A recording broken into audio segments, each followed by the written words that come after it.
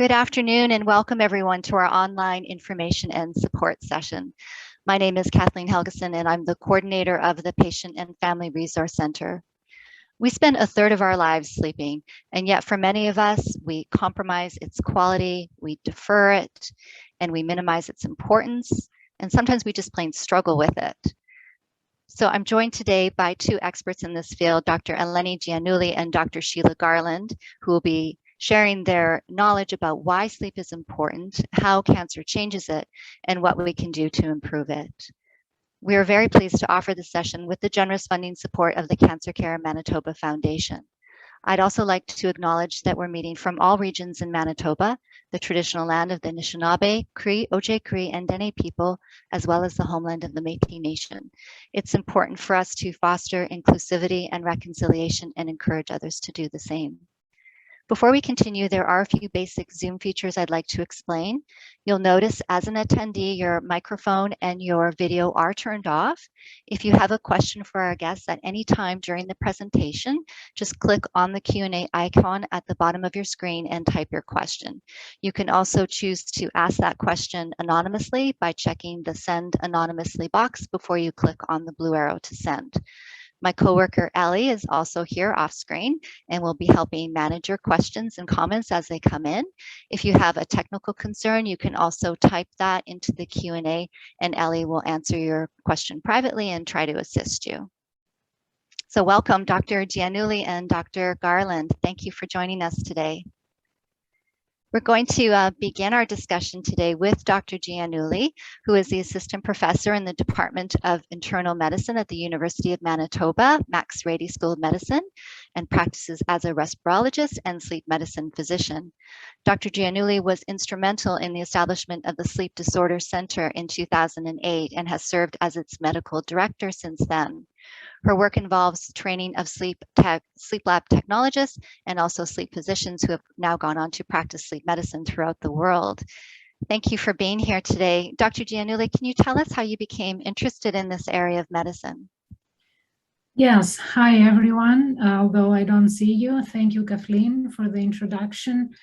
I became interested in sleep many years ago when sleep medicine was not even in the board in Canada medical practices as a part of my research for control of breathing in sleep. And I trained myself in sleep in US and I saw in sleep a lot of potential. It was a very interesting topic for me, remains very interesting. There has been an explosion of research and knowledge gained about sleep in the last 20 years. And when I started, I never expected that it was going to be such a very big part of my practice these days. So it still fascinates me because it is a very holistic model of practicing medicine. It is so multidimensional that it affects pretty much all subspecialties of internal medicine, including psychiatry, neurology, and even psychology. And, it is an opportunity. It gives us an opportunity to assess the person as a whole, not just the system that suffers, but as a whole. Oh, thank you. And I'm really looking forward to learning more about some of the science that you're going to present. Yeah. So I can start, I suppose. Sure. And just give me a quick moment to share my screen.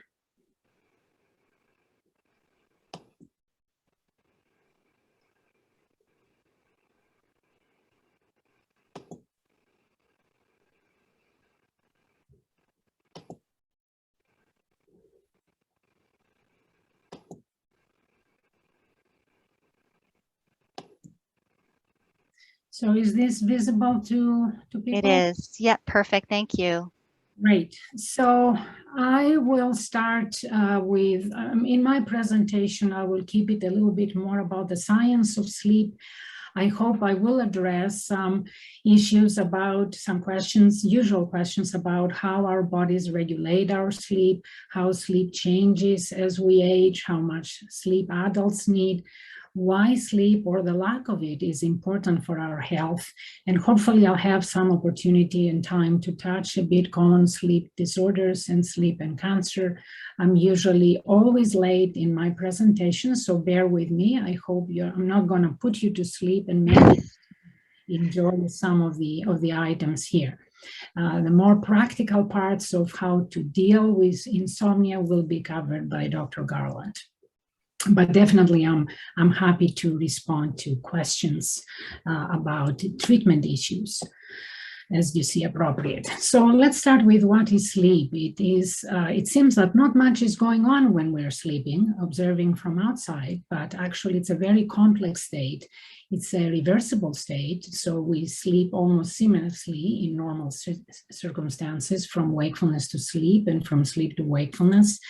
That is characterized by behavioral quiescence. So we don't walk, we don't talk, we don't move in normal sleep, and we have usually our eyes closed, and we don't seem to respond to external stimuli. So we are not conscious as far as we are concerned. And in this light, I just want, it's always an interesting thing. It brings interesting topics for me to discuss. And you see that essentially pretty much every living organism in the animal kingdom sleeps, anywhere from big animals to even bees or insects. In fact, a big part of our knowledge about circadian rhythm and the genes that regulate our internal clocks comes from sleep studying of fruit flies. So you can see in this slide that even various animals have very similar behaviors in their sleep. They are not responding much. They have certain postures, even if they are standing or they are upside down or sleep on a vertical fashion like the whales and the dolphins, but they are not as much responsive. They respond much less compared to if they are just resting, and they exude this style of quiescence. An interesting topic is that when we talk about our sleep, we always associate our sleep with our brain as the place where sleep is generated. And that's appropriate. It's not all of it, it's more than that. But it's interesting to say, of course, that we observe now sleep in animals or in beings that do not have brain and do not have a formed nervous system as we would care to characterize as such. This sleep has been described in jellyfish. This is a sleeping jellyfish upside down. And why I mention that is because jellyfish has been some of the very early inhabitants of this planet. And if a jellyfish can sleep, one can certainly understand or infer that sleep might have evolved over millions and millions of years and can be a fundamental function of almost all organisms in the animal kingdom, many of which do not have brains. And one might ask, how do you know that an animal without brains has sleep? It is actually a period of rest in their metabolism that fulfills behavioral criteria to call that sleep. Another thing here, by the way, is that there is various requirements of sleep in the animals, and elephants spend very little time in sleep, and bats, for example, spend most time in sleep. So there is a correlation between the animal size and the needs for sleep, and the human species sits somewhere in the middle. So if sleep is so important, far and beyond what we understand even to this day, why we sleep, and there are to this day sort of partial theories. We still lack a unifying theory, but we know that sleep is very important for restoration and growth. It facilitates all the anabolic processes. Growth hormone, which is a very important hormone, is secreted during the deep non-REM sleep, the so-called slow wave sleep. And no surprise here why infants or even toddlers spend a big part of their day in sleep. they grow. Metabolic theory, the sleep is essential for regulation of our body temperature, so important for the normal function of all organ systems. It helps with energy conservation. It helps with removal of toxins generating during the waking hours function, not only from all of our organs, but also from our brains. And then it is a survival theory, which means that, it's an adaptive process sleep. We kind of put ourselves out there, avoid the fight, give time for the immune system to upregulate its function. Sleep is an important part of strengthening our immune response, as we'll see later on. One thing that we really know and understand better these days is the value of sleep in neural growth and processing, and the neuronal synaptic plasticity. These are big words that simply mean how robust, how expansive, how strong the connectivity between our different nerve cells in our brain and the information they can exchange is helped by sleep. Brain development, again, everybody knows how much time infants spend in sleep, restoration, and learning and memory consolidation. So if you learn something before you and then you sleep, so the sleep will help cement the memory of what you learn and help not forgetting better. If you sleep and then learn, your sleep will prepare your brain, will condition your brain in a way that you can receive this information in a better way. And if you allow me a little bit of my fascination with the brain and the sleep, I'll like to show you a very quick explanation how this happens. And this is sort of a sagittal cut of the brain. So if we cut imaginary cut in the brain and we see half of the brain on a lateral view, this will be the cortex. This is the pituitary gland, and this area here is the so-called hypothalamus. That is very important for sleep generation. And you see this finger-like looking structure that is very deep tucked in the brain. This is how it would look like on both sides, looking the head from the top on the side picture here. That is called hippocampus. So hippocampus is like a USB drive. So it is a little reservoir of memory that most of the fact-based learning, sort of remember someone's name, someone's address, where you parked your car, what you learned from a textbook, all of these fact-based learnings are stored in the hippocampus during the day. Problem is, hippocampus has so much memory, and so what happens in sleep is that the hippocampus sends all of this data as bursts of electric activity, which are called spindles, to the cortex. And what this does is that it empties the repository of the hippocampus for your next day and your next day's learning to start fresh, while it has tucked safely all the different memories in different parts of your cortex. And a lot can be said here. The brain, I would say, it is the sleep, during sleep constantly modifies the architecture of information at night. So memories for events that have been tagged as important when we experience them are saved preferentially compared to stuff that as we perceive, we tag them as forgettable. And a lot of this happens during non-REM sleep. So one needs to underline that all stages of sleep, light non-REM, deeper non-REM, and REM, all have different functions and values in this process, and no one is better than the other. They're just different attributes.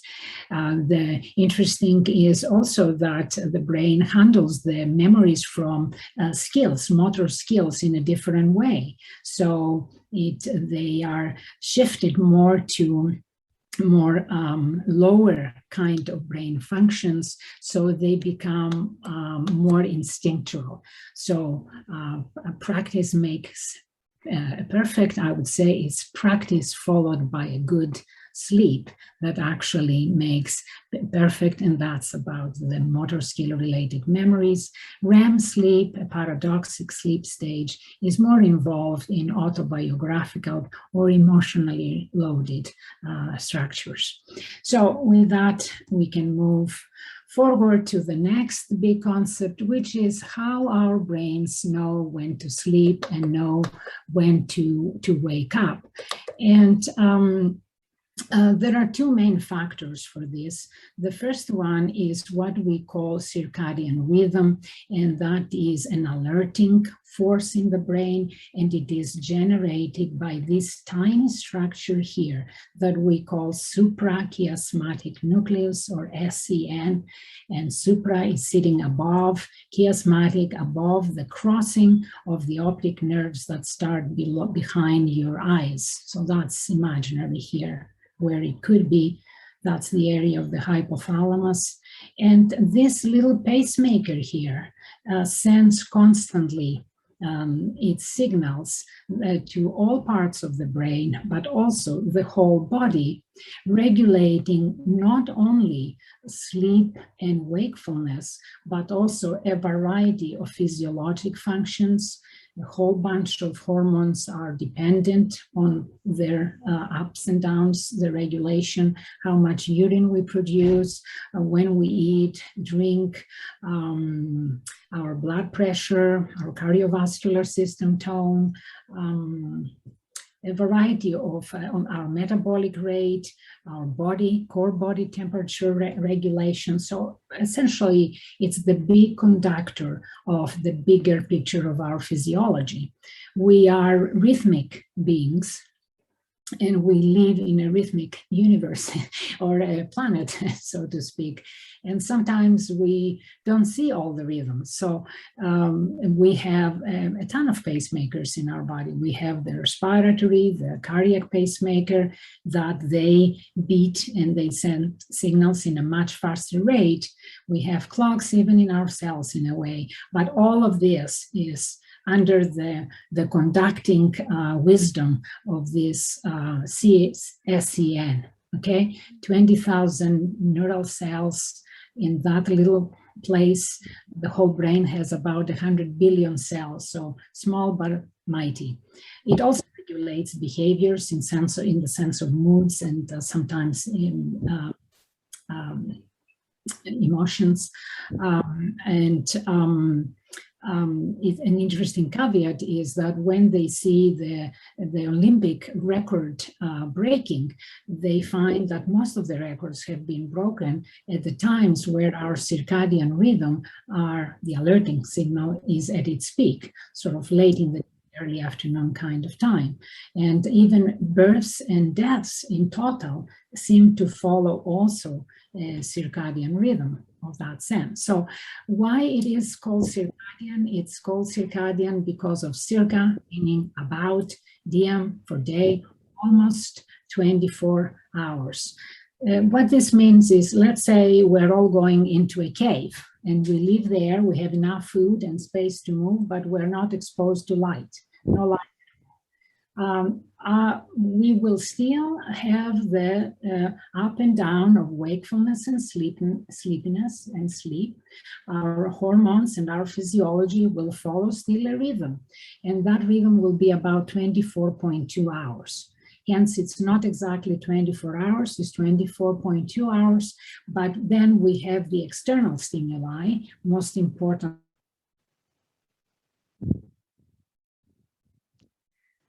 You just froze there a little bit, Dr. Giannulli. With the external cycles of light and darkness. Light is the most potent stimulus, but there are also others, such as food, exercise, socialization, temperature changes in the environment, and all of them are called zeitgebers, or time cues, or synchronizers, so to speak.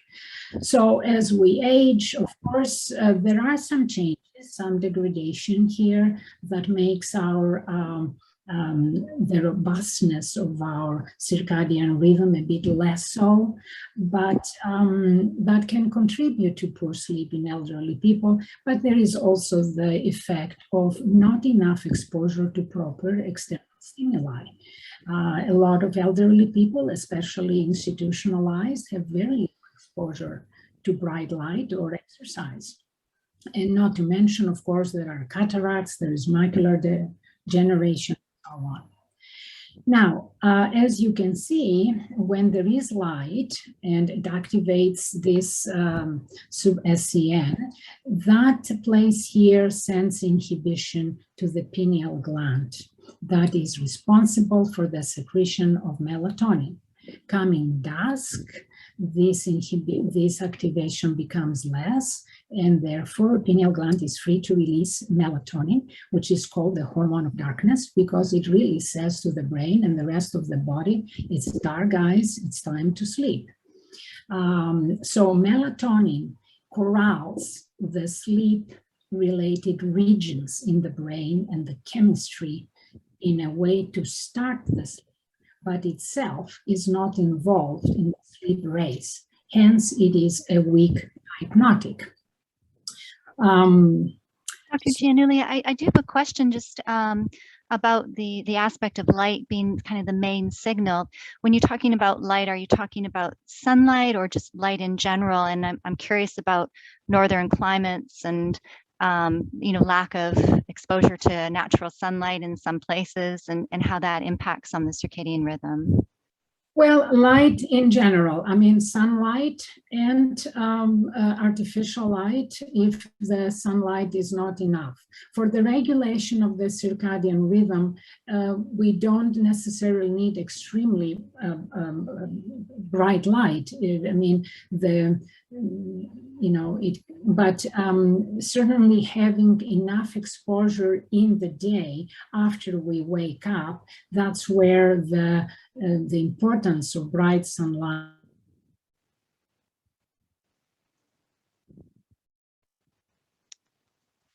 Just experiencing a little bit of freezing on our connection here. Also independent effects in improving alertness. Good, yeah. You just froze a little bit there, Dr. Giannulli, but yeah, please continue. I hope you got the answer, or I was not frozen for the answer. I think that, yeah, if I can, so you're saying that it doesn't necessarily have to be sunlight, but just exposure to light in general that helps that. Exactly. Okay. This is an example of the rhythms our system follows, regardless if we're aware of this or not. And this is for the core body temperature expressed here as rectal temperature. It starts to increase after the noontime. It peaks at 4 p.m. and then it starts to drop. And around earlier evening, it even becomes less with what it was in the midday. And why I mention that here is because you have heard a lot of people say, I'm going to have a warm bath to help me go to sleep. It's not the warm bath that does that exactly, but what it does is it vasodilates the vessels in your skin. More blood goes there. That means that your core body temperature is going to drop. And this precipitous drop in the core body temperature is a very strong, a good signal for sleep initiation. The lowest point of temperature happens around 4 a.m. and then thereafter it increases. Melatonin follows its own rhythm, starts to increase around 8 or 9 p.m., continues to increase in the first part of our night sleep, peaks up around 4 a.m., and then as soon as, usual light comes, either from your special alarm lamp or from sunlight outside, and that can vary depending on the season, right? So there are some adjustments and shifts. Melatonin starts to decline, and then during the day, it becomes very, very low. Okay, so I spoke before that two processes are important for regulation of alertness and sleep, and we talked about the circadian process, that is the wake drive, and we call that process C, and we show that in this slide as the red line. This is a slice of 48 hours that include 2 days and 2 nights, and you see when the sleep happens. The blue line discloses the second process, which we call homeostatic or process S, and it is our sleep drive. And it is based on a chemical that is in our brain called adenosine. By the way, caffeine is an adenosine receptor blocker. So that's exactly why taking coffee reduces sleep, because it fights adenosine. The distance between these two rhythms, these two lines, the signals, indicates the urge to fall asleep. So let's start from here on the right side and then extrapolate to the left.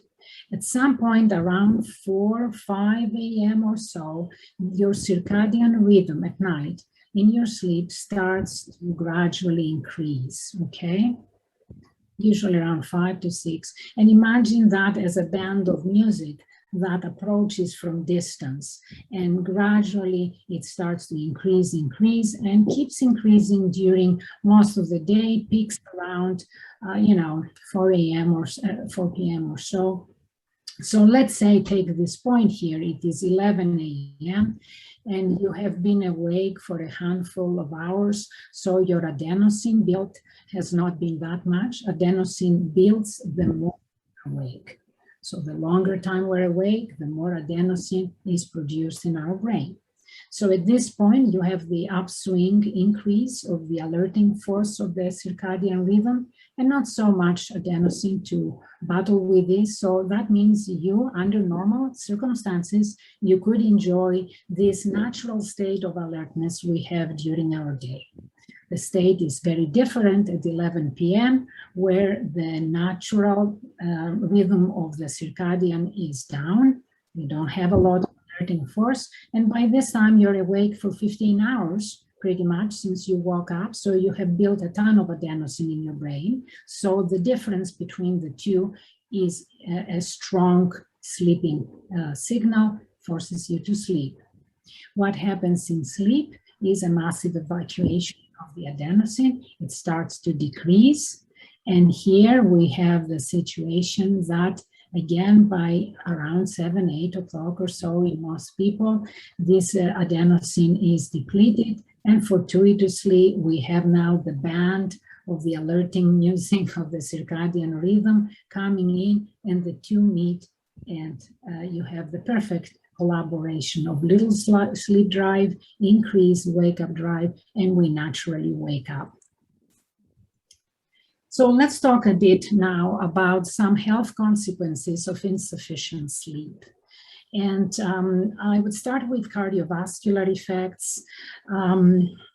And when I say insufficient sleep, I mean, a lot goes here. It's either sleep loss, prolonged sleep deprivation, or very poor sleep quality.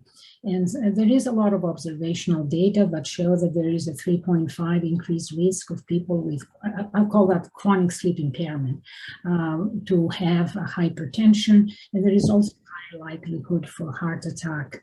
And why this happens, there are various reasons, but one common theory leading is that chronic sleep disruption is associated with the chronic activation of our sympathetic nervous system. So don't let the word sympathetic mislead you. There is nothing really loving exactly or peaceful here. Sympathetic nervous system is the nervous system that makes us go out and get things. It's our very important response to flight or fight, which is a great protective survival strategy when we are facing an acute threat. However, if the sympathetic nervous system is staying on the turn-on mode for prolonged period of time, driven by stress, by a variety of mental factors, emotional processing, and disruption, then it becomes a maladaptive strategy because, as you can imagine, it increases cortisol, increases catecholamines. These are chemicals that increase our heart rate, constrict the vessels, create atherosclerosis, that's the furring of the lining inside our vessels.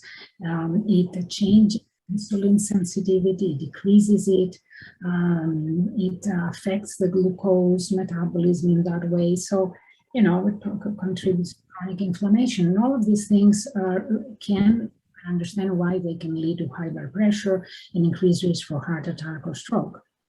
There are metabolic factors. So there is very well now known association between sleep loss and obesity, and that happens even in young age. In kids, that's a disturbing problem, and I will explain why.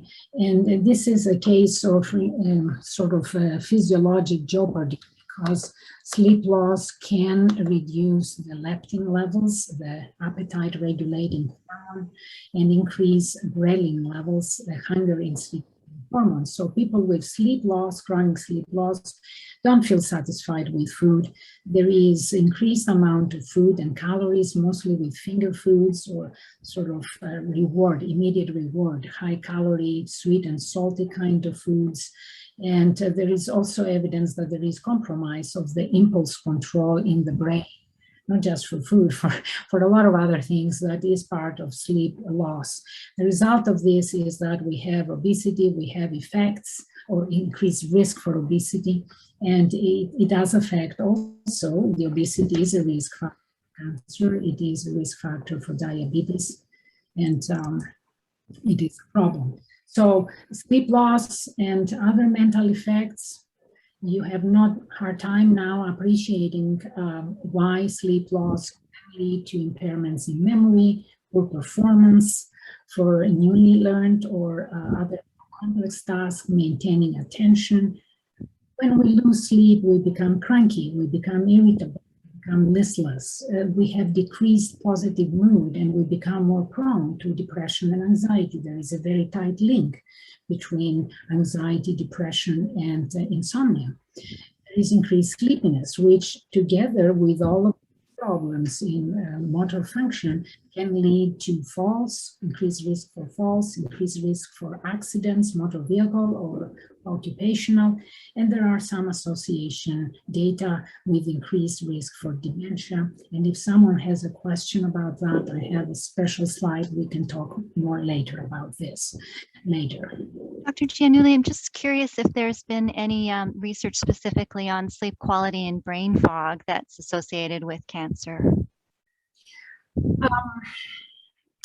I will talk about how sleep changes with cancer. So sleep gets disturbed very much, very often in cancer for various reasons, as we will explain. So it's a multifaceted relationship. So yes, there is, but sometimes sleep is not the only factor, of course, for brain fog. There are hormonal changes that beyond sleep can affect the brain fog. There is a variety of factors, but I will talk a bit more about that in a bit, if that's okay.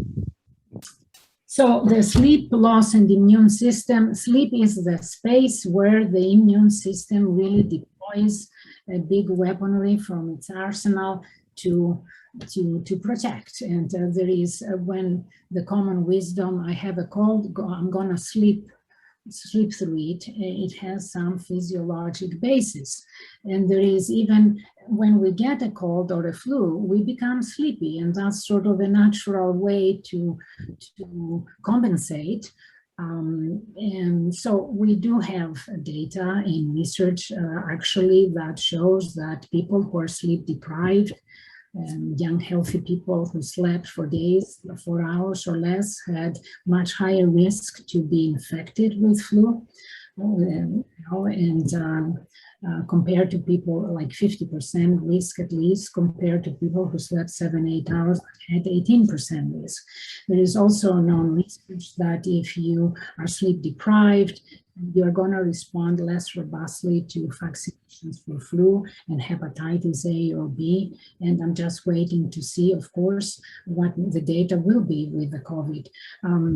Dysfunction, another interesting topic here is that, of course, we in sleep, as I said, as a part of the restorative function and guided by the circadian rhythm, we have a better DNA repair, we have regulation of the expression of the DNA, a whole bunch of receptors, enzymes, proteins that are expressed on the surface of the cell, and I'm talking about the cancer cell, that are the targets of a variety of treatments.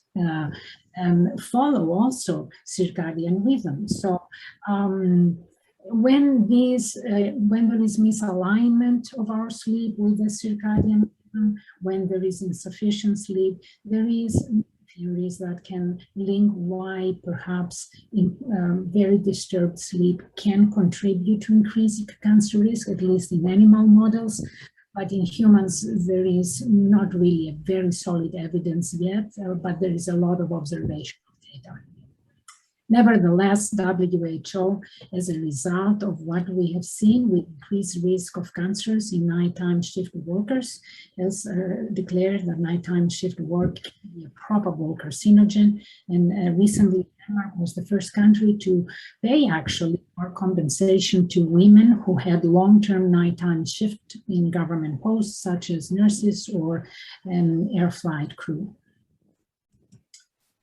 So this is how our sleep looks like in terms of stages, and we call that hypnogram. And here on the x-axis, you see the times, 11 to 7. And on the y-axis, you see the different sleep stages, starting from awake, dropping into sleep and going into the different layers of non-REM sleep. Deep sleep here, and then the red line is the REM sleep, and the dotted vertical lines represent 90 minutes. So what you can see here is a constant flip-flop between non-REM, REM, again, non-REM, REM, and so on and so forth. And as you can see, in the first half of the night, we do most of our non-REM sleep, and in particular, we do most of our deep sleep. And later on in the night, we do most of our REM sleep. There are awakenings, but not as common. This, of course, is the hypnogram of a young and healthy and properly sleeping individual. Unfortunately, we cannot maintain that kind of sleep structure.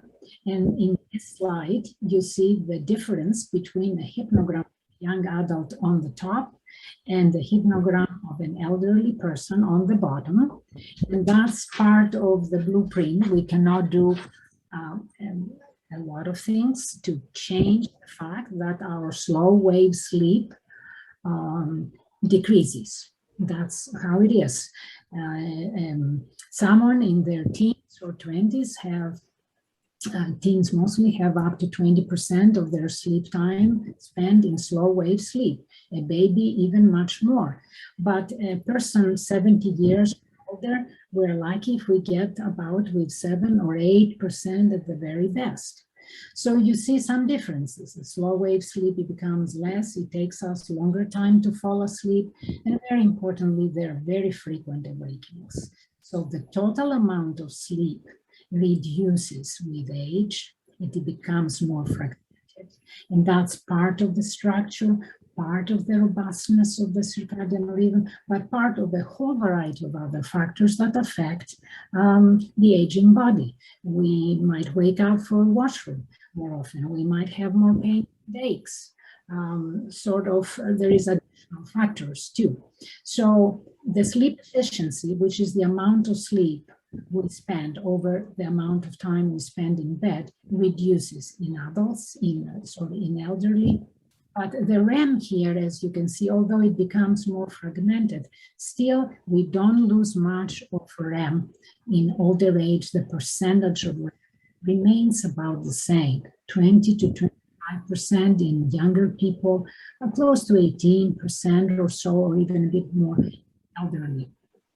Dr. Giannulli, well, just if I can interrupt you, there's just a couple of questions that are pertaining to this section here, I think, on our sleep and the dream sleep, which is, if you can just confirm that that's NREM, non-REM sleep is the dream sleep, or is it the REM sleep is the dream sleep?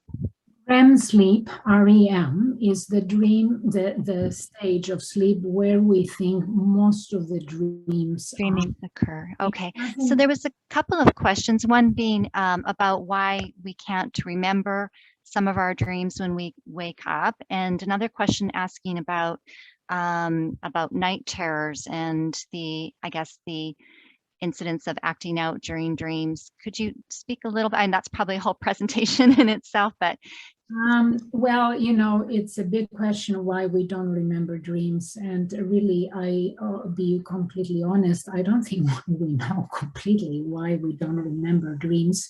And there is dreamery that we believe is happening, regardless if we remember it or not. And with dreamery, I mean, many times REM sleep is depicted or can be imagined as a screen where we are allowed to autobiographic or other stories or other memories, a lot with emotional content come in. REM sleep is called paradoxical sleep for a very important reason. It's very active, our brain. It's 30% higher metabolic rate in REM compared to even wakefulness. And paradoxic because our muscles are completely paralyzed, with the exception, of course, of the breathing muscles. And that is so that we don't act our dreams in REM. So in condition, what happens in REM is that the thalamus that I showed you before in the slide opens its gates to internal stimuli, to internal sensations. The thalamus closes the gate to sensations coming from the outside during non-REM. But in REM, it opens. It's sort of not a perception of the environment, but it is introperception. So regardless if we remember it or don't remember it, these processes still go along. And the person that finds out, if you come for a sleep study, we're not going to see your dreams. You might see your dreams, but we're going to know you are in REM sleep. And of course, there are disorders, that they are neurologic disorders that disrupt this paradoxic wiring and keep activating the muscles during REM. And these are the conditions that we know as REM behavior disorder, that people act out their dreams. Night terrors do not come from REM. Interestingly, there is a thought that some dreamery can happen in non-REM or during non-REM to REM transitions. Night terrors are events that happen in non-REM sleep. And by the way, a clue is if events happen in the first half of the night, the first third of the night, chances are they arise from non-REM sleep, and we call them arousal disorder. So the transition from sleep to wakefulness is not as sharp. So there is kind of the twilight zone that someone is trapped. And if behaviors or things happen in the second half of the night, might have higher chance to come from REM. But really, you need a sleep study to differentiate that and put the diagnosis.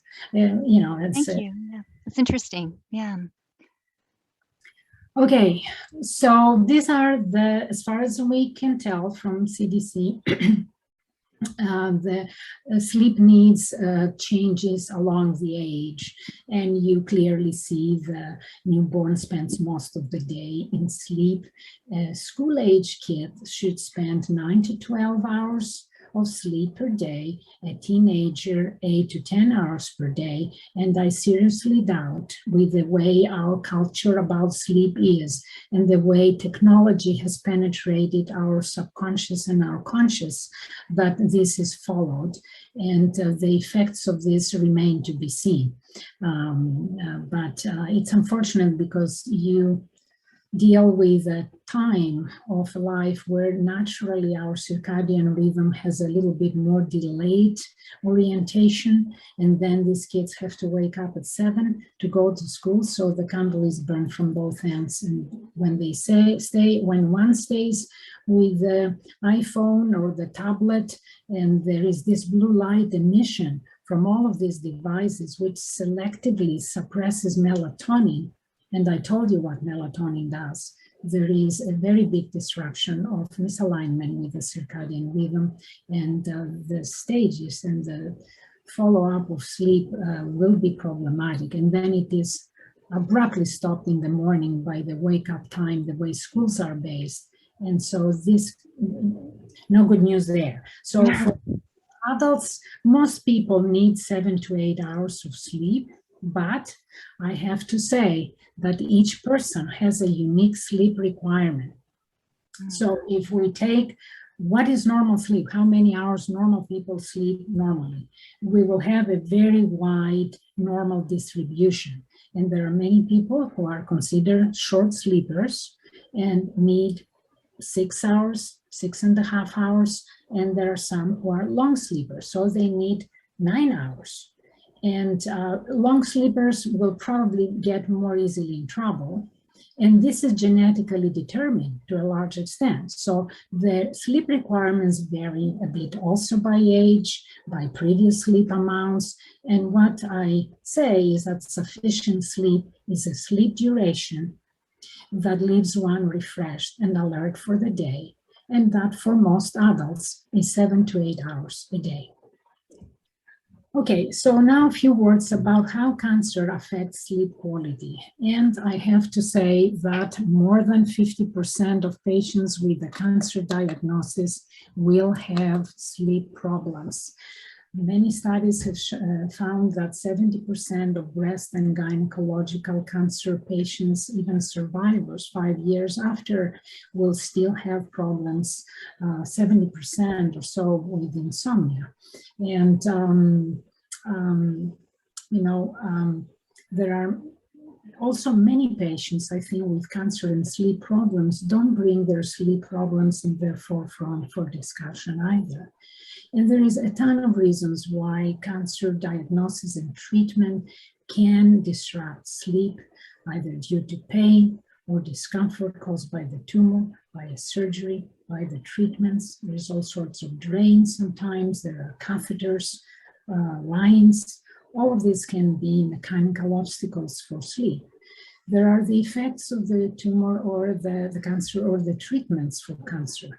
For example, nausea, vomiting, diarrhea, constipation, incontinence, urinary frequency, retention, bladder irritation, cough, breathing difficulties, hot flashes or night sweats, itching. There's a lot of physical symptomatology related often to treatment for the cancer that can disrupt sleep.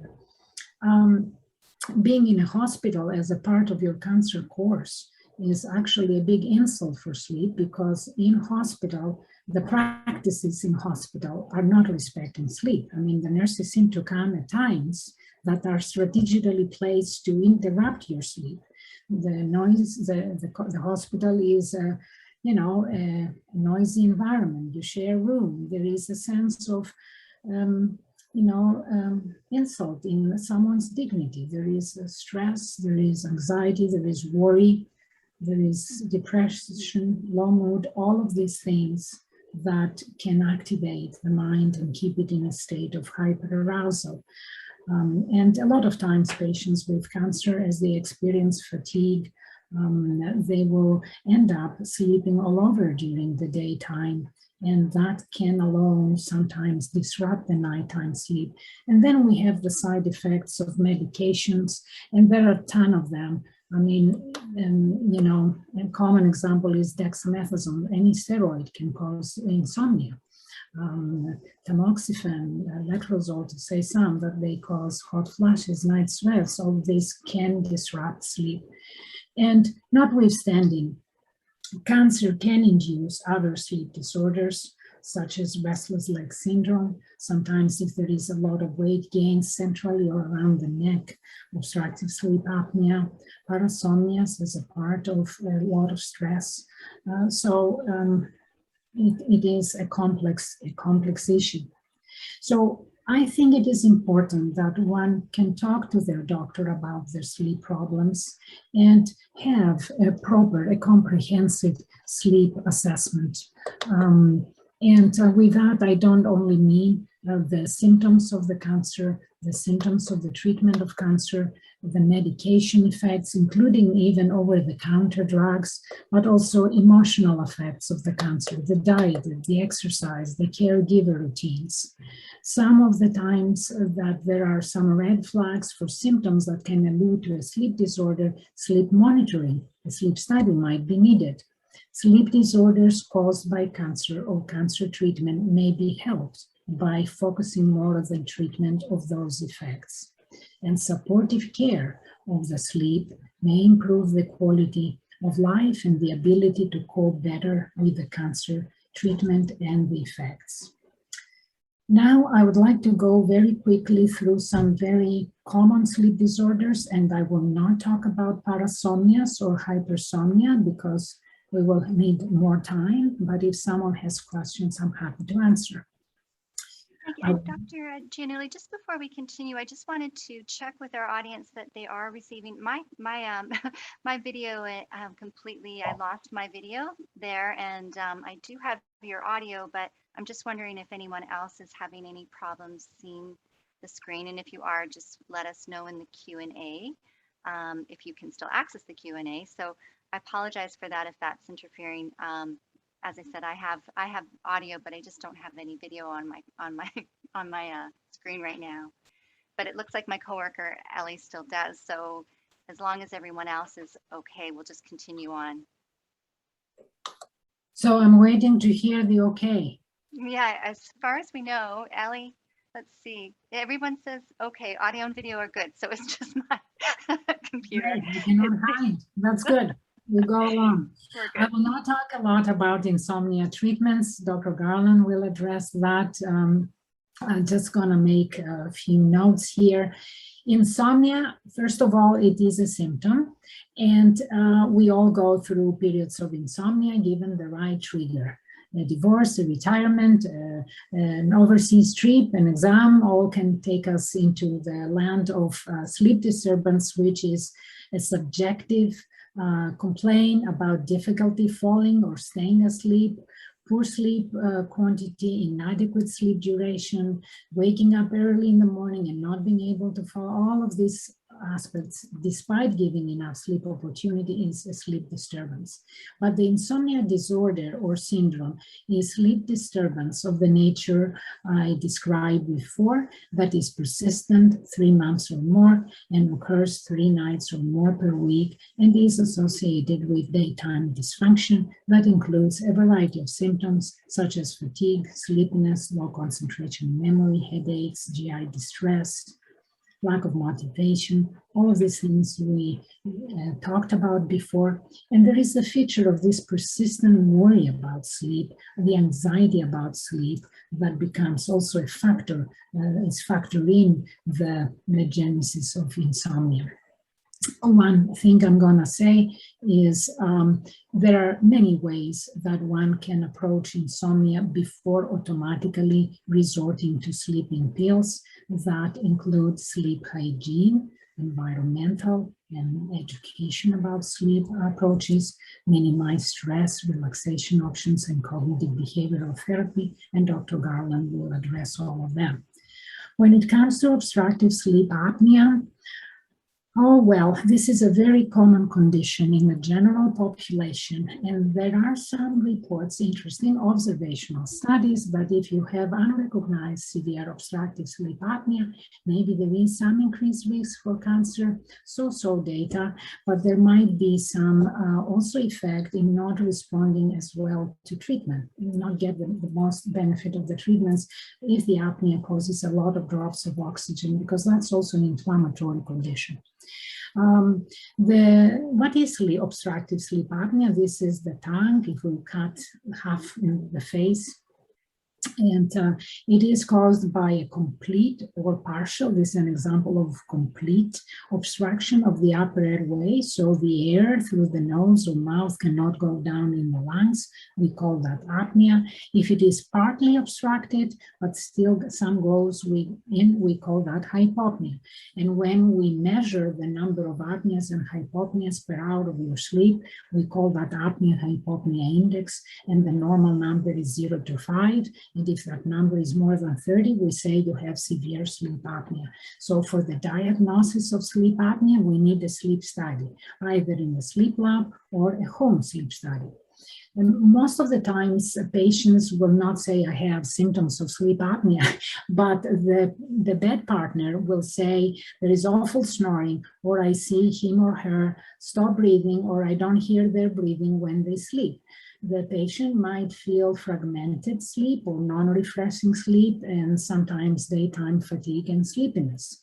There is this stop bank questionnaire that I'm going to mention only because you can use this information to gauge yourself, your risk for sleep apnea. So S stands for snoring to the point that the partner elbows you to stop, or says, I can hear you across the hallway. T is for tired. O is for observed apnea. P is for pressure, hypertension. B is for the body mass index. Obesity and overweight status increases the risk for sleep apnea, especially BMI more than 30, 35. A is for age more than 50. N is for neck, big neck, more than 16 inches. The risk factor. G is for gender. Males usually in middle life have more risk than females. And so then the question is, do we need treatment for that? And I would say, if your sleep study shows you have severe sleep apnea, regardless of the presence of symptoms, we prefer to treat, because severe sleep apnea is a risk factor for high blood pressure, increased cardiovascular events, MI, heart failure. MI is for heart attack, heart failure, or stroke. And it doesn't help arrhythmias, and it doesn't help diabetes. But we can also treat less severe forms of sleep apnea if they affect the quality of your life. And this is some basic treatment suggestions. Severe sleep apnea, we prefer to use CPAP. This is the kind of mask connected with a machine that delivers air with positive pressure, so it splints open your breathing tube. For mild to moderate sleep apnea, other than CPAP, we follow positional therapy. Often snoring in sleep apnea is worse on the back. And there are dental devices, custom-made oral appliances, and in some distinct cases, surgery.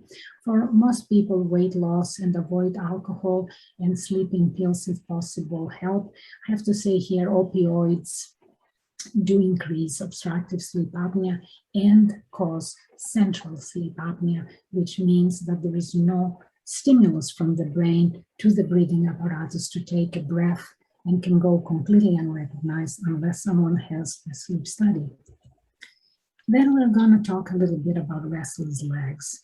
And restless legs is a clinical diagnosis. So we say you have it when you answer yes to the following questions. So the first question is, does someone experience the urge to move the legs as a result of a variety of sensory uncomfortable sensations that can range anywhere from ache, itch inside my bones that I cannot scratch, tingling, creepy crawling, buzzing, all of the, name it. I've heard it. And the important feature here is all this discomfort temporarily gets much better, dissipates with the movement, during the movement, and becomes worse when the legs are rested again. Dr. Giannulli, I just, for the sake of our second presenter, I'm just wondering if we might be able to stop there, and so that we can invite Dr. Garland to come on. I know we're running out a little bit of time, and we may want to actually look at having another session to have a more thorough conversation on this. Again, I apologize. I actually have no video or screen right now to be able to see the presentation, although I am hearing you. And I thank you. If you could still stay on screen with us. I'm going to stop share. Yeah, and if you could stay on screen with us, I'd like to invite Dr. Garland to come to the screen now so that we can talk to her a little bit about some of the impact on the research on insomnia and cancer and continue that discussion. So Dr. Garland, can you just let me know when you're when you're on screen again? Yep, I'm here. Okay, so I'm operating in the dark here, but I'll do my best so that we can hear a little bit from you today. And again, I'm sorry that I can't launch our polls to our audience to get some more feedback, but Allie still has the Q&A open. She can still take your comments and questions. She'll still forward them to me. If you're looking also to, or thinking that maybe you would like a second session on sleep in order to go into this a lot more in detail, please provide that feedback in the Q&A right now. So thank you, Dr. Giannulli, and please stay on so we can have you for questions, because there are some questions I didn't get to. It's my pleasure to introduce Dr. Sheila Garland, who's a clinical psychologist specializing in the treatment of sleep disorders in people who have or have had cancer. Dr. Garland is an associate professor of psychology and oncology at Memorial University in St. John's, Newfoundland. And in addition to her research and her work with patients and students, she's the mother of a 4-year-old daughter who just gave her a cold and enjoys exploring the outdoors and experimenting in the kitchen. Thank you for joining us. Thank you for staying on a little bit longer today. No problem. Can you see my my slides there, or is it the presenter view? Just to check. Ellie's seen your slides. Yeah. Okay, perfect. Perfect. Yeah. So thank you so much, Dr. Giannulli. You covered a lot of content that I was also going to touch on in terms of, cancer specific sleep. So because that was such a good introduction, I am going to just launch right into sort of the evidence regarding specific insomnia treatment recommendations. So people who have had struggles with sleep can probably relate to the image that I have up in my screen right now, right? Kind of fighting that alarm clock. So fortunately, though, there are a number of effective non-medication treatment options. And oftentimes people aren't aware that these exist because they're not the first things that, our physicians say when we say, we're not having the easiest time sleeping. So I'd like to go into what these are and present some of the evidence from the research that I've been doing regarding how effective these are. So the first one I'm going to be talking about is the treatment with the most evidence for effectiveness for treating insomnia, and that's something called cognitive behavior therapy for insomnia, or it's often abbreviated as CBTI. And so what this intervention does is it actually targets the, thoughts that we have and the specific things that we do, maybe some of our beliefs and attitudes and habits. And so this is individualized for the person. And then usually a program is developed to target these over a series of usually not more than maybe, 6 to 8 sessions. You can produce some really good improvements in insomnia using CBTI techniques. There's also 2 other interventions, though, that are beginning to be used more and have a building evidence base for effectiveness for treating insomnia. The first one is mindfulness-based therapies. So this is a whole host of things. People might be aware of mindfulness-based stress reduction. That's one of the most popular ones, and it's even offered in a lot of cancer centers across Canada. So all of this collection of mindfulness-based therapies, they aim to teach mindfulness, which is basically just paying attention to your present moment awareness with purpose. And they do this as a means to help people reduce the stress in their lives, manage maybe mood states that are uncomfortable for them, and help cope with some of the physical symptoms. In terms of insomnia specifically, it is thought that these mindfulness-based therapies help to decrease the overall kind of arousal people have or anxiety people have. It might help them slow down some of their thoughts and also reduce their efforts to try and almost like sleep better, or force sleep to happen.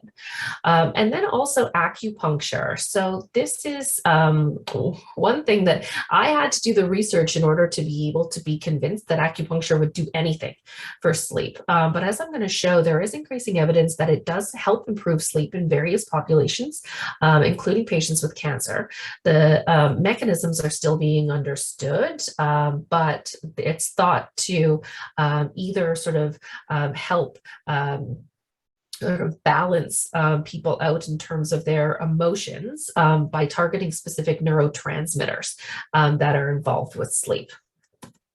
So in 2016, this is a big deal because the American College of Physicians actually released this statement to all doctors, saying that basically the American College of Physicians recommends that all adult patients receive cognitive behavior therapy for insomnia as the initial treatment for chronic insomnia disorder. And this is important because probably anybody who has gone to their doctor and said, hey, doctor, I'm having problems sleeping, it's probably not their doctor that said, hey, you know what, cognitive behavior therapy for insomnia is the best treatment here for you.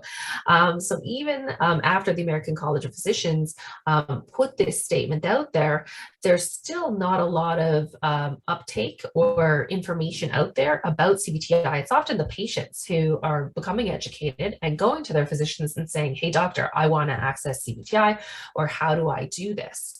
The second recommendation was that doctors and patients should talk to each other, which shouldn't be too, brilliant of a recommendation, but, people should be discussing the benefits and harms and maybe costs of using medications on a short-term basis, whether you want to add medications to something. But basically they're saying that, this would be considered in patients who CBTI maybe wasn't as successful, or maybe it wasn't available to them, or it wasn't a preferred treatment option. So it's kind of like a secondary observation there. So I wanted to give you some evidence here about how well CBTI works in patients with cancer. So this is some research that I did with some colleagues back in 2016. And so what we did with this, it's called a systematic review and meta-analysis. But what that means is that we took all of the studies that were out there and we put them into one study and said, overall, if we put everything together, how well does it work? And what this says right here is basically compared to nothing, compared to control conditions, CBTI resulted in a 15.5% improvement in sleep efficiency. And so sleep efficiency, Dr. Giannulli mentioned, it's basically the proportion of time you spend sleeping versus the proportion of time you spend in bed. So easy calculation is if you spend 6 hours sleeping and you spend 10 hours in bed, then that's a 60% sleep efficiency. So CBTI improves sleep efficiency by 15.5% compared to 6.1% in the no treatment conditions. Now, it also reduced the time it took to fall asleep. So that's called sleep latency. And it reduced that amount by 22 minutes compared to a reduction of only 8 minutes in the control condition. Now, for the people who have had trouble sleeping, 22 minutes may not seem like a big deal to people who sleep well, but for people who have trouble sleeping, 8 minutes versus 22 minutes isn't such a hard decision there. CBTI was also associated with a reduction in the amount of time spent awake during the middle of the night, and that's called wake after sleep onset. So CBTI reduced that figure by a whole 30 minutes compared to only 15 minutes in the control conditions. So, we're actually in the process of reviewing this evidence again, because there's a number of additional studies that have come out that have provided further evidence for the effectiveness of cognitive behavior therapy for insomnia and cancer survivors. So I also wanted to tell you that CBTI is a really interesting intervention because it doesn't only improve sleep, it actually also improves comorbid symptoms. So basically what this is another randomized controlled trial, and it was comparing a lot of different interventions. So I know this is busy, so don't pay much attention to the slides, but pay attention to my explanation. So what this did is it compared people who got CBTI plus a placebo. So just a placebo medication, which is just a pill you pop. It compared them to people who receive CBTI plus a stimulant medication. So a stimulant medication would be to help sort of promote wakefulness during the day. And then it compared people who didn't get CBTI but got the placebo and then the stimulant medication. And so what we see here over the treatment, so I've got this kind of arrow, is we see that the two groups that receive CBTI, regardless of whether or not they received a placebo or a stimulant medication, was their insomnia or their fatigue actually was significantly decreased. So this was a big thing because the people who got the stimulant medication, which was actually supposed to act on fatigue, and the placebo medication really didn't have reductions in fatigue. And then we used this statistical modeling technique, and we were able to reveal that the reductions in the insomnia were directly responsible for improving fatigue. So this means that when we reduce insomnia, we also reduce fatigue, which is very important. We also see that when we treat insomnia with CBTI, we can also improve quality of life. So this was using the same data with a different outcome.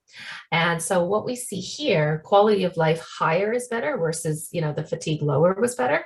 So we see here that the people who received the CBTI group, regardless of whether or not they had the stimulant medication or they didn't, they had higher overall reported quality of life ratings than people who just got the stimulant medication or the placebo. And again, we used this sort of path analysis to determine what was causing this. And we revealed that the reductions in the insomnia were the ones directly responsible for improving this quality of life. We also looked at whether it improved mood states. So particularly, we were looking at depression here. And so we collapsed the groups just into knowing that the placebo and the stimulant medication really didn't do anything. We collapsed those and we took out them and said, let's just compare the people who received CBTI to the people who didn't receive CBTI. And what we see is that in the people who received CBTI, their depression was reduced by 48% compared to only 15% in the control group. And we use those same statistical techniques to say that the reduction in the depression was mediated, which means that it was influenced by the improvement in the insomnia severity. So now I want to talk a little bit about mindfulness. And so this was a study that I conducted back in 2014, where we compared whether or not mindfulness-based stress reduction was equivalent or non-inferior to cognitive behavior therapy for insomnia. So we have two groups. The dotted line here is the people who received the cognitive behavior therapy for insomnia, and then the straight line is, or the solid line is, the people who received the mindfulness-based stress reduction. And what we're looking at here is just overall their ratings of their insomnia. So right here at the completion of treatment, which is about 8 weeks or 2 months, we see that the people who received the cognitive behavior therapy for insomnia did significantly better than the people who had received the mindfulness-based stress reduction program.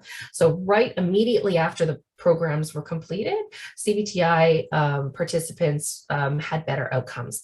But what's really interesting is if we look at the follow-up, we can see that the people who continued to practice mindfulness actually tended to kind of catch up. They were within the confidence intervals or within this margin. So they weren't statistically significantly different at the follow-up period, which was 3 months. So what this tells us is if you continue to practice mindfulness, you can get better with time. It may not be as potent or as immediate as the effects that you would see with cognitive behavior therapy, but it makes sense because mindfulness is a skill. Maybe it's just not as easy to adopt it into your life as quickly as some of the behavioral changes that cognitive behavior therapy for insomnia does. So this allows people to have a more informed decision about maybe which treatment they want to do. We also looked at the sleep diary variables just to look at, okay, what was going on with their night-to-night variability. So in the people who received the CBTI group, it took them 22 minutes less to fall asleep. Their amount of time spent awake during the middle of the night was 36 minutes, 37 minutes less. Their total sleep time improved by about a half an hour, and their sleep efficiency went up by about 12%. So in those people with in the MBSR group, they had less reductions in sleep onset latency. The amount of time that they spent awake during the middle of the night was roughly the same. Same with the amount of increase in total sleep time, and the sleep efficiency increase was slightly less. So, Dr. Garland, just curious about the mindfulness practice. Was that a certain amount of meditation on a daily basis, or how was that practice? Yeah. So the standard for the mindfulness-based stress reduction was a 90-minute class, 1 day a week for 8 weeks. They also had a mindfulness retreat and were encouraged to engage in daily mindfulness homework assignments. Now, when we tried to determine whether it was the amount of mindfulness they were participating in, whether that influenced their outcomes, mindfulness practice wasn't actually directly related to the improvements. Mm-hmm. So mindfulness more doesn't always equal better. Right. Okay. Yeah. Thank you. So the other thing that we wanted to show is that both groups here were able to improve symptoms of stress that people were experiencing, and also the mood disturbance that they were experiencing. So the two groups weren't significantly different. They both helped in terms of stress and mood symptoms.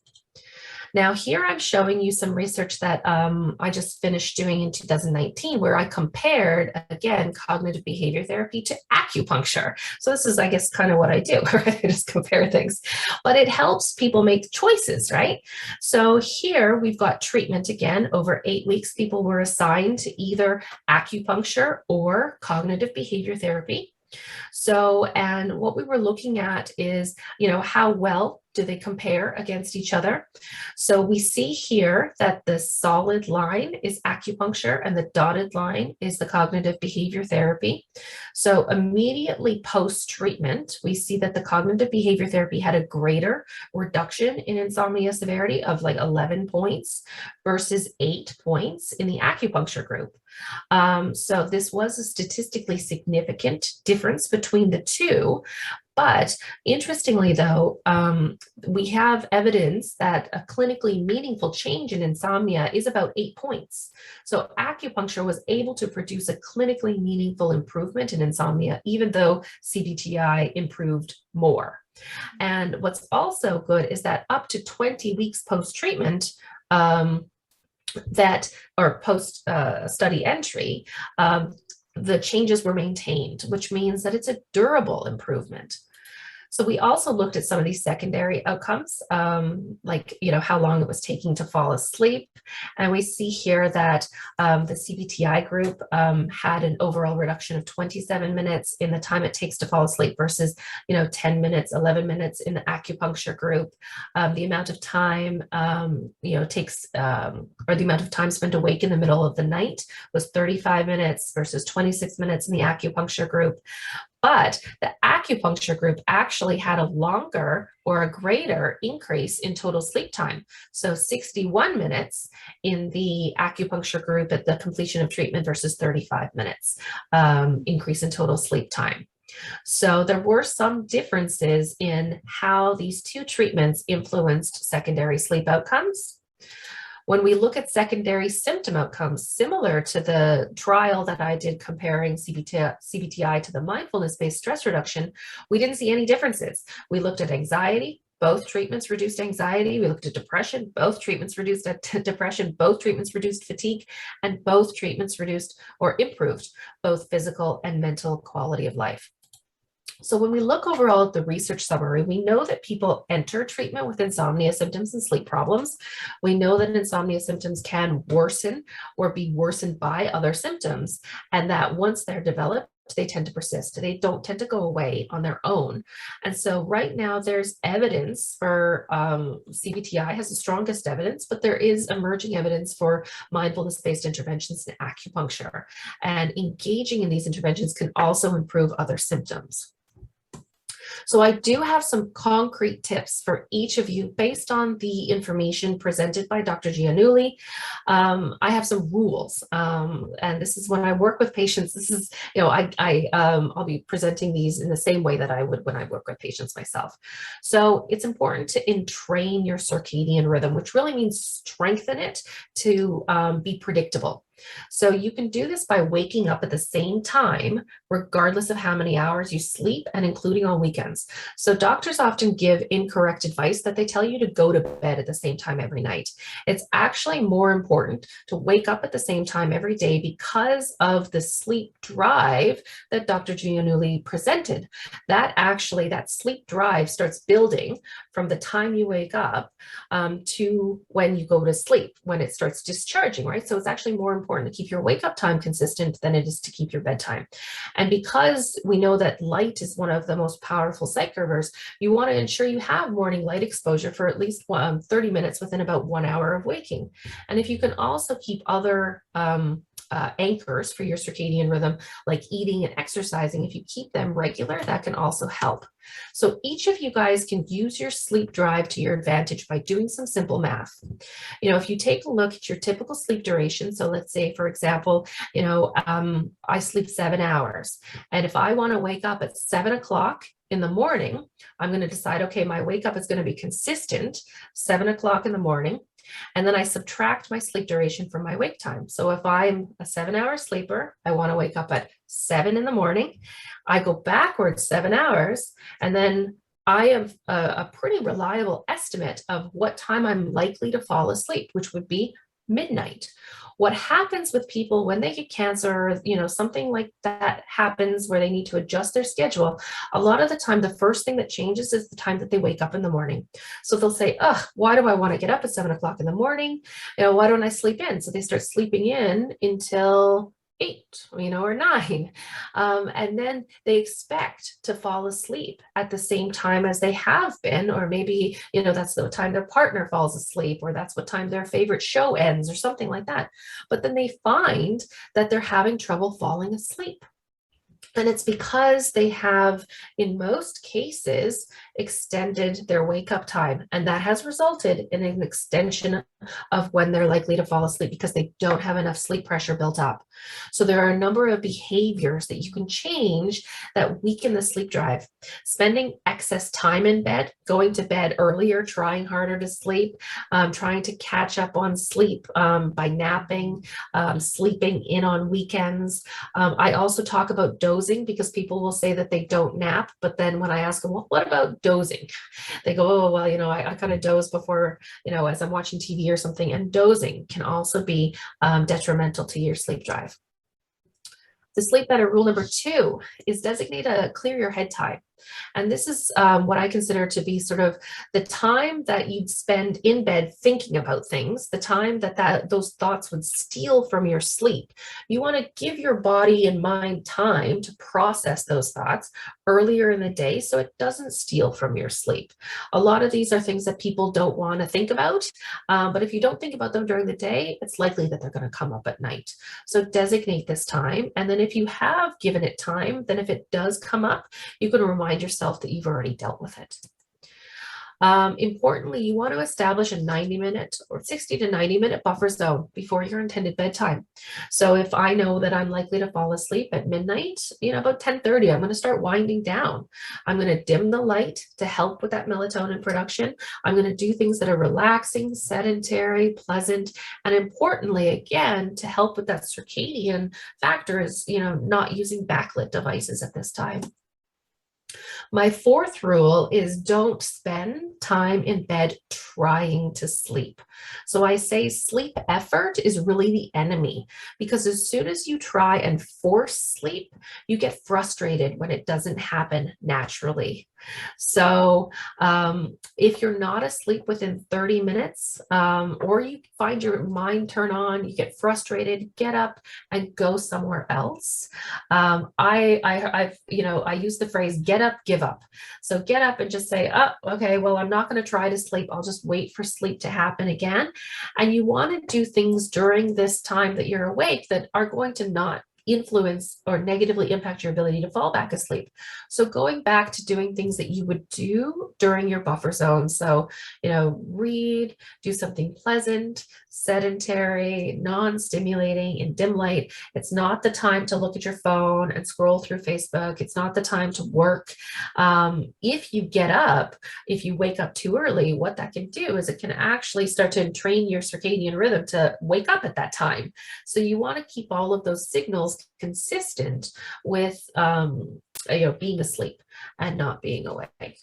Just with respect to that rule, Dr. Garland, is there a certain amount of time that you should give yourself when you're up, then say, okay, now I'm going to go back to bed, or do you just stay up?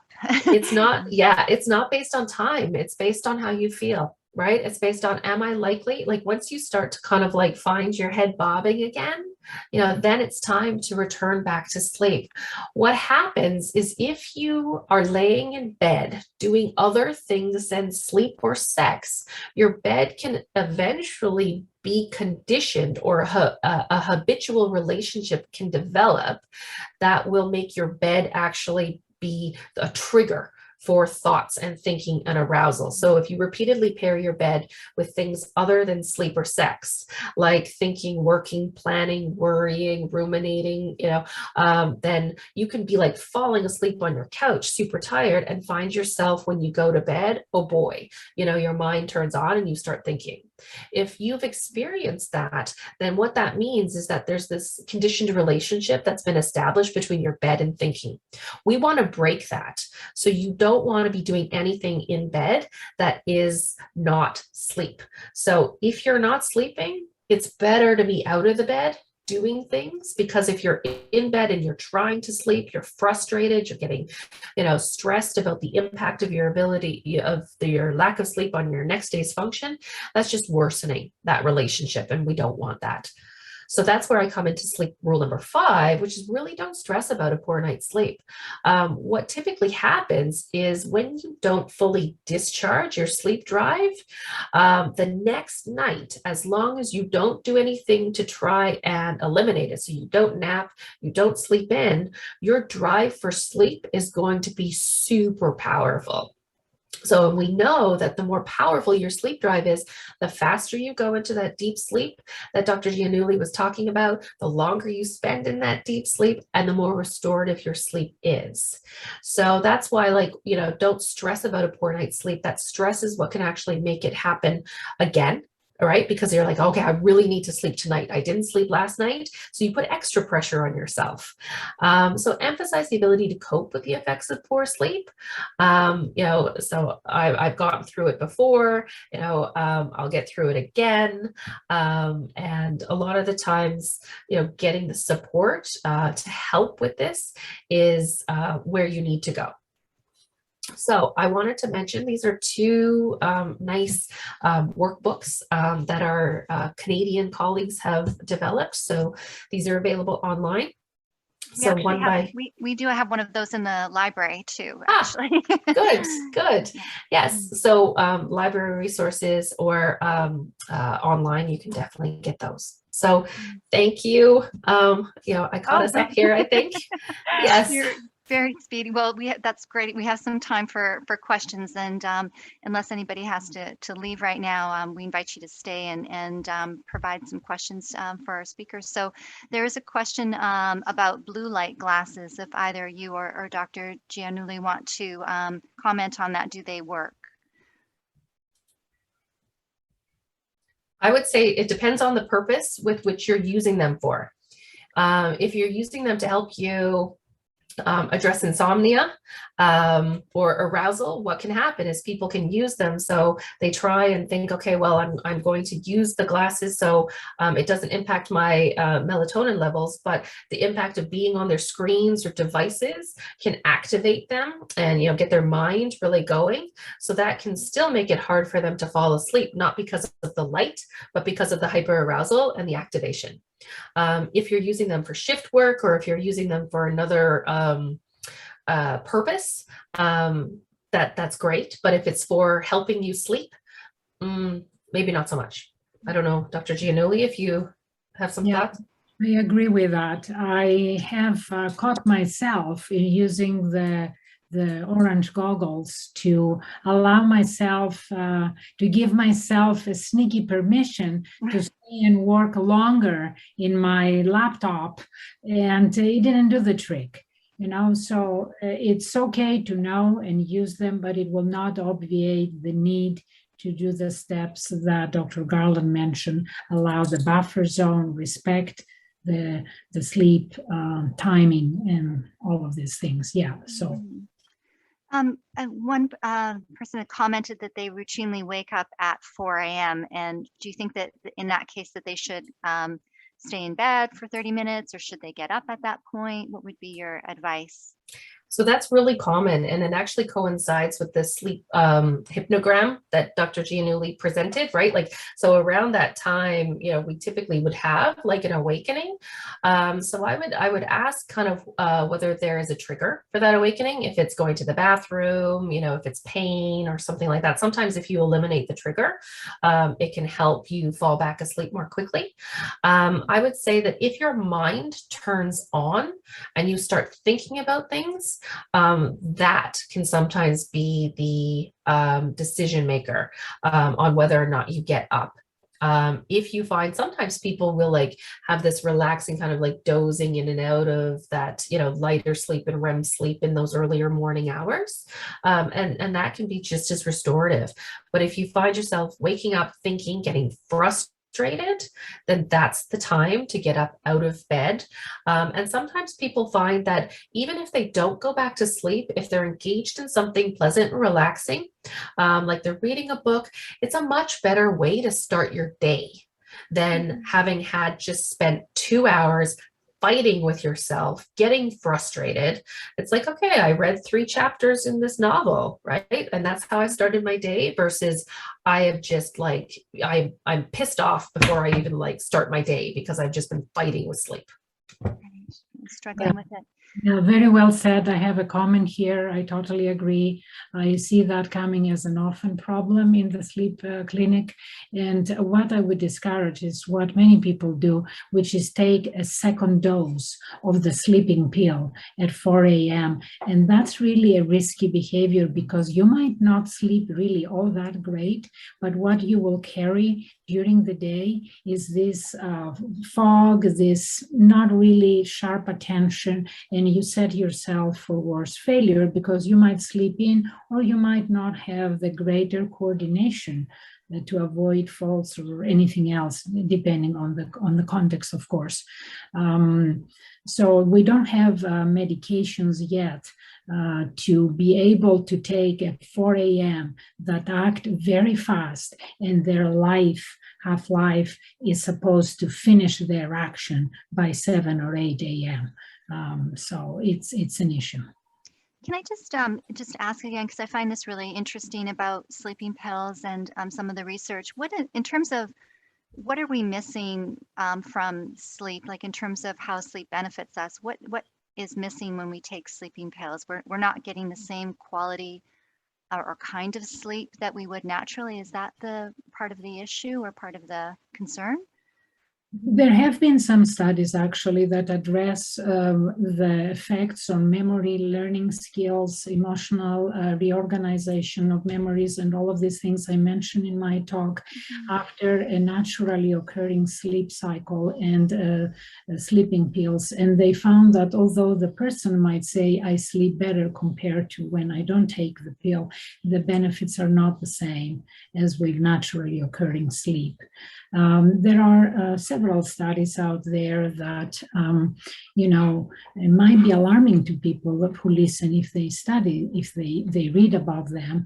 And for example, there has been a study from University of California that indicates, these are observational studies, many thousands of people, who showed an association between the sleeping pills, Ambien, that's Zolpidem, and Ristoril, that Temazepam, and increased the risk of mortality, death from all causes, and even cancer risk.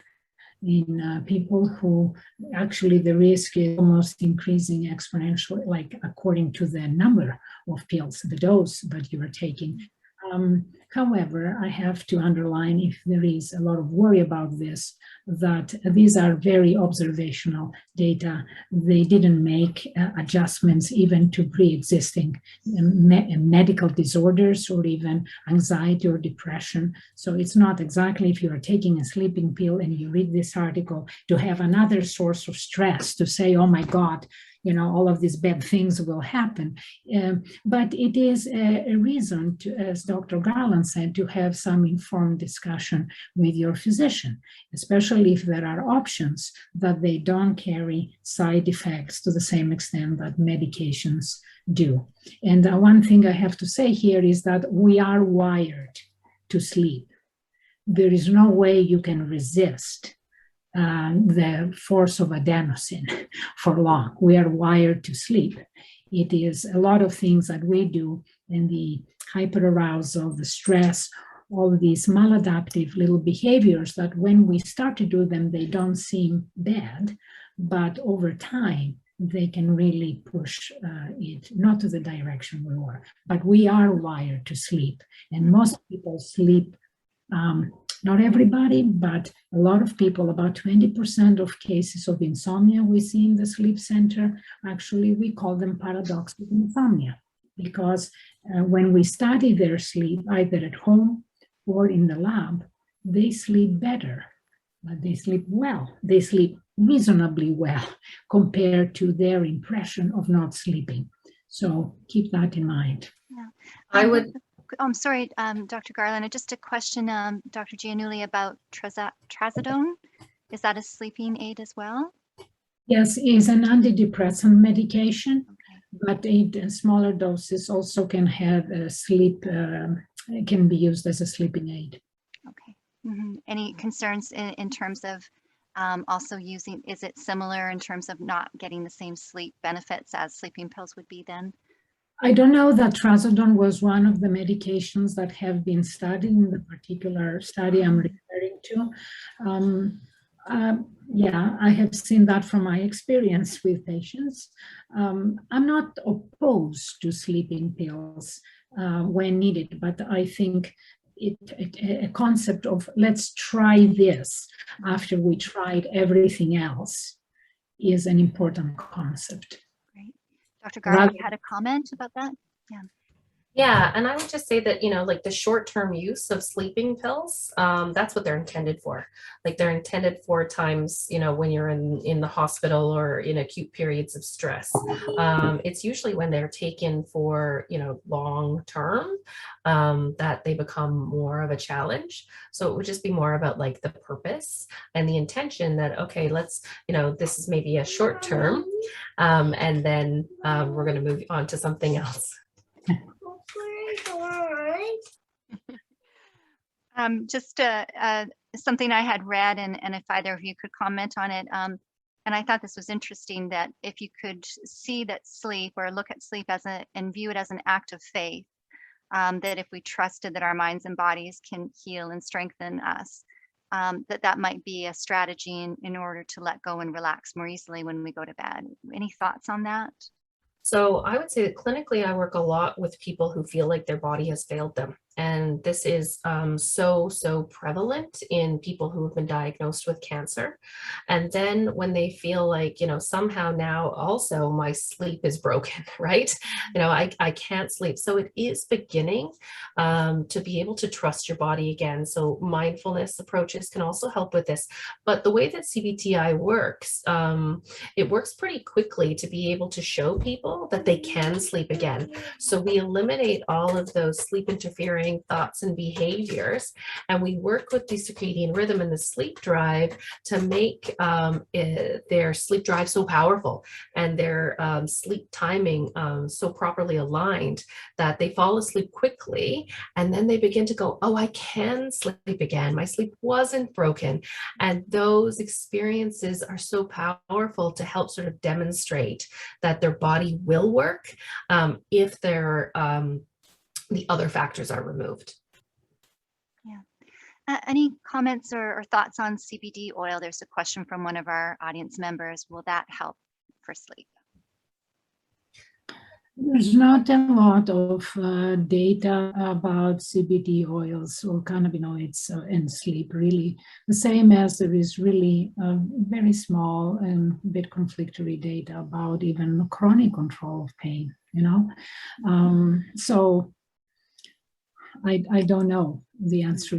I would say, you know, if there is, again, a trial, as we said before, you can try and see. It's not forever. Yeah.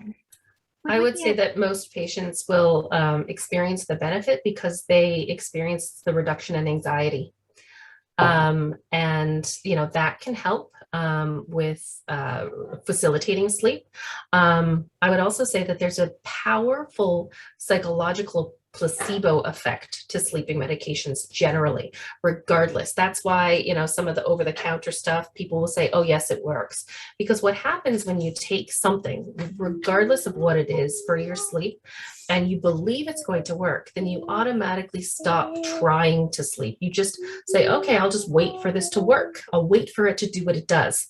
And so now that you're not trying to sleep, you don't have that, like, I'm not going to sleep, and that fear. You actually find that sleep happens, but it's actually more likely your body is naturally doing what it does than, you know, it's some sort of potent, you know, magic cure. Could we, and with the same saying, the nocebo effect is present too. So if you go to bed and you are all prophesizing, you are pre-convinced, you have a prejudgment that this night I'm going to suffer again, and I cannot imagine how affected I will be the next day. That is another effect, but not a plus symbol, but a nocebo, you know, works both ways. Could we have the resource slide put up again? I think Dr. Garland, you had shared that. There's one of our audience members asked if we could look at that again in terms of resources. I do have also a resource slide that I was not. Yeah, Dr. Garland, had you had a resource slide? I'm sorry, not having the video here or the visual, I can't tell. Yes, I think I just put it up there if everybody can see it. You know, those are the two kind of handbooks, and that I would put up there. You know, I think that, you know, having conversations with your physician, understanding what treatment options are available locally for you within your circle of care would be an important step for anybody. But these ones are very good, and you know, we've even had some evidence that comes out of Laval University in Canada that these bibliotherapies for people that, you know, may not have complicated insomnia. So, you know, maybe it's not complicated by pain, or, you know, it may not have been chronic for a really, really, really long time. These bibliotherapies can have a good treatment effect too. Okay, just one final question. Dr. Giannulli, could you clarify about melatonin not being a sleeping pill, or is it a sleeping pill? Melatonin is not considered any potent sleeping aid. I explained in my slide that it is a signal. It's a signal mechanism for the brain areas and the chemistry, the circuits that are involved with sleep onset, but does not participate in the sleep process itself. It is, so I know that for my patients, several feel that it helps them to fall asleep. I'm not sure. Really, we think to a large extent that it might be related to a placebo effect. The other thing I have to say, this is an over-the-counter, right? So it doesn't go through FDA approvals and assessments of exactly what dose you get. And some surveys have shown that the doses that are stated that you take of melatonin can vary of something in the area of 30-35% of the stated dose to over 300% of the stated dose. So, you know, not a lot of as many serious side effects as we see with a lot of other, especially antidepressant medications or chronic use of benzodiazepines. But certainly we don't have physiologic evidence that this kind of over-the-counter melatonin is a strong sleeping pill. In US, there is synthetic melatonin modified to Ramelteon that can work as a sleeping pill, but that's not available here. Okay. Thank you both very much, and thank you for staying on a little bit longer. I'm sorry for the technical problems I had at my end and the inability to launch those polls that we had to get some more interaction from our audience. But thank you to all of you who've attended and participated today. I do want to mention that that we do have an upcoming webinar in October on brain fog that we would love to invite you to attend. And Dr. Giannulli, or if you have resources and you might want to share them with me, I can definitely forward them on to anyone here that would like to get that information. Thank you, Sheila, very much. I enjoyed your presentation. We've learned some new twists and turns, and thank you, Kathleen, for the invitation, and thank you, the audience, and best of luck. I agree. Thank you very much, everyone. Thank you. Take care. All right. Bye-bye. Bye now.